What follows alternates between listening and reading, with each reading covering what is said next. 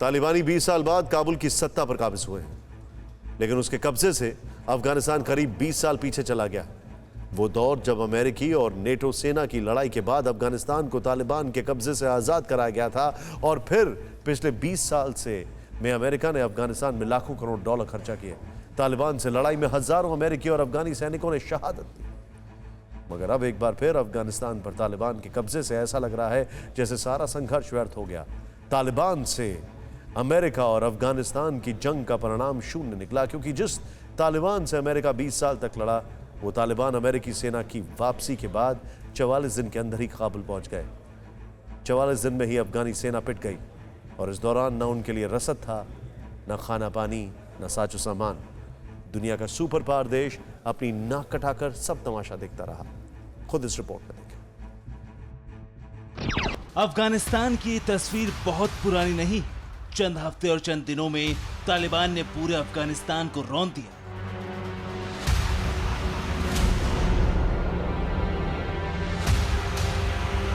जिस अमेरिका ने 20 साल तक अफगानिस्तान पर अपना दबदबा कायम रखा, अरबों डॉलर खर्च कर अफगानी फौज को टफ ट्रेनिंग देने का ढोल पीटता रहा, आधुनिक हथियार दिए, अल्ट्रा मॉडर्न साजो सामान दिया, उसके लौटते ही पूरी तस्वीर ही बदल गई।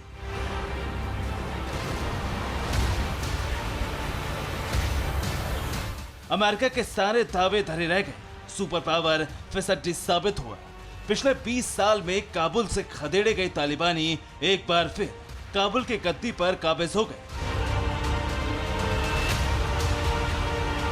हालांकि यकीन करना मुश्किल है कि ये सब महज 44 दिनों के अंदर हो गए।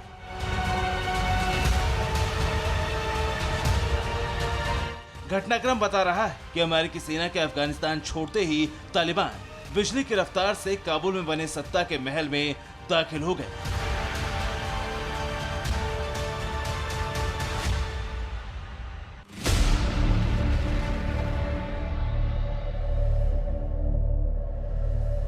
लेकिन इसकी शुरुआत इससे भी पहले हुई। 14 अप्रैल को जब प्रेसिडेंट जो बाइडेन ने दुनिया को बताया कि अमेरिकी फौज अफगानिस्तान से वापस लौटेगी, बाइडेन ने ऐलान कर दिया कि 11 सितंबर तक सभी अमेरिकी सैनिक अफगानिस्तान की धरती छोड़ देंगे,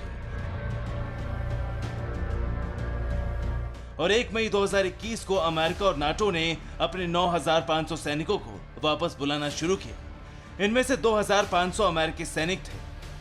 2 मई को ही अचानक अमेरिकी सैनिक कंधार एयरबेस से हट गए। इसके साथ ही अमेरिकी फौज के लौटने की रफ्तार तेज हो गई। 2 जुलाई को बरगाम एयरबेस अफगानिस्तान का सबसे बड़ा और अमेरिका के नेतृत्व वाले गठबंधन के संचालन का सबसे अहम केंद्र था, अफगान बलों को सौंप दिया गया।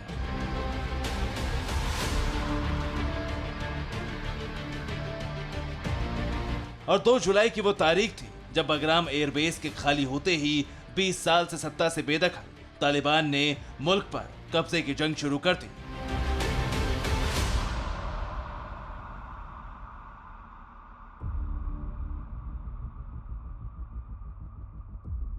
और ये जंग कितनी तीखी होती चली गई, ये टीवी9 भारतवर्ष की टीम ने युद्ध के मैदान में 10 दिन रहकर देखी थी। एक बार फिर जब हम इस इलाकों की तरफ बढ़ रहे हैं तो अगर आप देखें, मेरे कैमरा पर्सन मौर्य नीचे रहकर दिखाइएगा कि सामने देखिए फायर हो रहा है। सामने जो घर आपको नजर आएंगे, अगर मौर्य आपको दिखा रहे हो, मेरे उल्टे की तरफ जो घर है वहाँ से फायर आ रहा है, और अभी बीच में ये एम्बुश है या क्या कुछ नहीं पता, लेकिन उन घरों के ऊपर से लगातार हमारे कॉन्वॉय के ऊपर फायर आया था, जिसके बाद उनके ऊपर यहाँ से भी फायर किया जा रहा है जिन गाड़ियों में हम हैं। और अगर आप देख रहे हो, वीरेंद्र मौर्य आपको लगातार दिखा रहे हैं कि आखिरकार क्या कुछ सिचुएशन है। अभी यहाँ की फायर चारों तरफ से किया जा रहा है, और अभी एक बार फिर हैवी फायर है।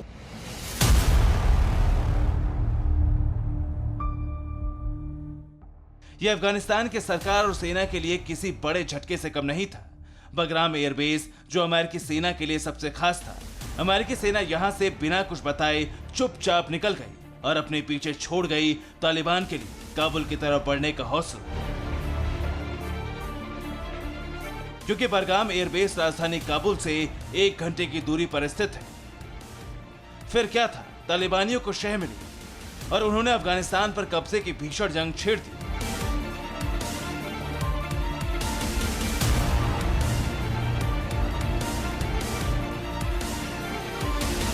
और इसके साथ ही अमेरिका का सारा संघर्ष और तमाम बलिदान अफगानिस्तान से अमेरिकी सैनिकों की वापसी के बाद बेकार साबित होने लगा।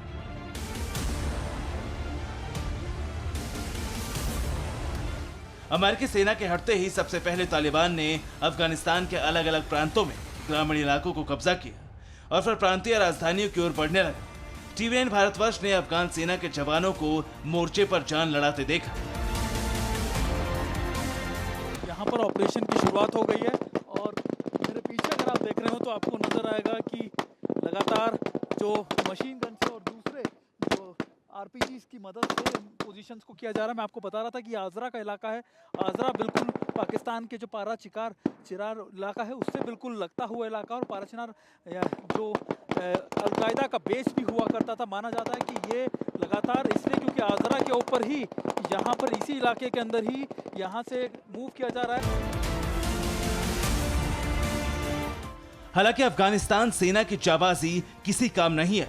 ये तस्वीरें भी उन्हीं में से एक है जब जलांज पर कब्जे की जंग लड़ी गई। तारीख थी 6 अगस्त।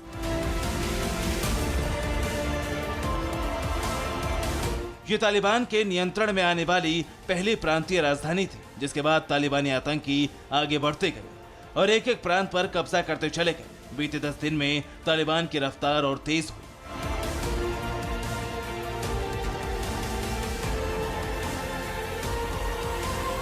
8 अगस्त को तालिबान ने प्रांतीय राजधानी सारेपुर, कुंदूज, तालोकान पर तालिबान ने कब्जा कर लिया। 13 अगस्त को तालिबान को सबसे बड़ी सफलता मिली। उसने अफगानिस्तान के दूसरे बड़े शहर कंधार पर कब्जा जमा लिया। 14 अगस्त को चौथे बड़े शहर मजार शरीफ पर तालिबान का कब्जा हो गया और 15 अगस्त को काबुल पर कब्जे के साथ ही अफगानिस्तान में तालिबान का राज कायम हो गया।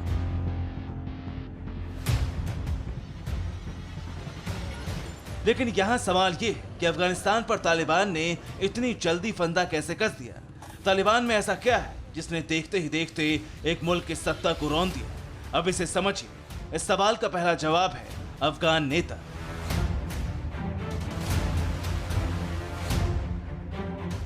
अफगान नेता ने तालिबान से समझौता कर अफगानिस्तान का भविष्य तालिबान को सौंप दिया। तालिबान ने सभी बड़े शहरों में स्थानीय नेताओं को इसके लिए राजी कर लिया कि वो अपने इलाके के सैनिकों को लड़ाई ना करने के लिए कहे। इस बात की तस्दीक कंधार के गवर्नर रोहुल्ला खानजादा ने भी की, जिनके मुताबिक नेताओं ने सैनिकों से लड़ाई ना करने का आग्रह किया और कंधार जैसा बड़ा शहर बिना लड़ाई के तालिबान के नियंत्रण में चला गया। तालिबान ने सेना के कमांडरों, जिलों और प्रांत स्तर के नेताओं से संपर्क किया। उन्हें इस बात के लिए राजी किया कि वो अगर सैनिकों से हथियार डलवाते तो उनकी जान बख्श दी जाएगी। इसके लिए सैनिकों और कमांडरों के कबीले, दोस्त, परिवार की मदद भी तालिबान ने ली।